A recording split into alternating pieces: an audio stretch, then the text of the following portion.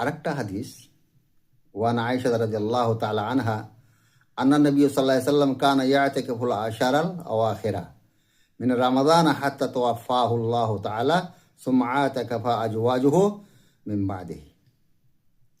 আয়েশা রাদিয়াল্লাহু তাআলা আনহা বলছেন, আল্লাহর নবী রমজান মাসে ইতিকাফ করতেন শেষ 10 দিন, হাত্তা তাওয়াফাহু, আল্লাহ পাক রব্বুল ইজ্জাত যখন ওনাকে নিয়ে নিলেন, উনি ওফাত পেয়ে গেলেন, উনি ইহকাল ত্যাগ করে পরকাল গমন করলেন, আল্লাহর কাছে চলে গেলেন, তখন আমরা তার স্ত্রী আমরাও ইতিকাফ করতাম।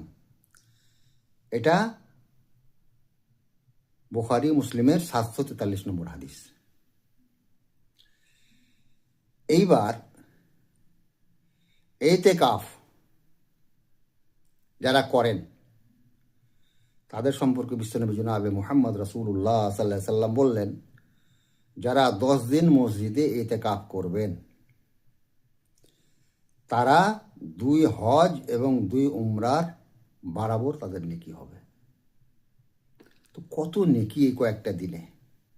আল্লাহ পাক রব্বুল ইজ্জাতের কাছে দোয়া করি, আল্লাহ গো, তুমি আমাদেরকে ভালো আমল করার তৌফিক দাও আল্লাহ, আল্লাহুম্মা আমিন। আমাদের যারা ইচ্ছা রাখেন যে আমরা হজ করতে পারি না, উমরা করতে পারি না, গরিব মানুষ, অসহায় মানুষ, তা আল্লাহ তুমি এর পরিবর্তে আমাদের কোনো ব্যবস্থা দাও। তা আল্লাহ পাকের নবী জনাবে মুহাম্মদ রাসূলুল্লাহ সাল্লাল্লাহু আলাইহি ওয়াসাল্লাম বলছেন, তোমরা যখন হজ করতে পারবে না তাহলে তোমরা 10টা দিন রমজান মাসের শেষ 10 দিন তোমরা মসজিদে ইতিকাফ করো, 2টো হজ এবং 2টো উমরার সমান তোমরা নেকি পাবে।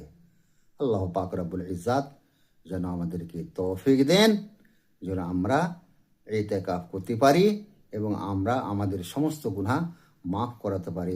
আল্লাহুম্মা আমিন। আসসালামু আলাইকুম ওয়া রাহমাতুল্লাহি ওয়া বারাকাতুহু। আখুকুম আব্দুল কাদের আব্দুর রহমান আল ফৈজি।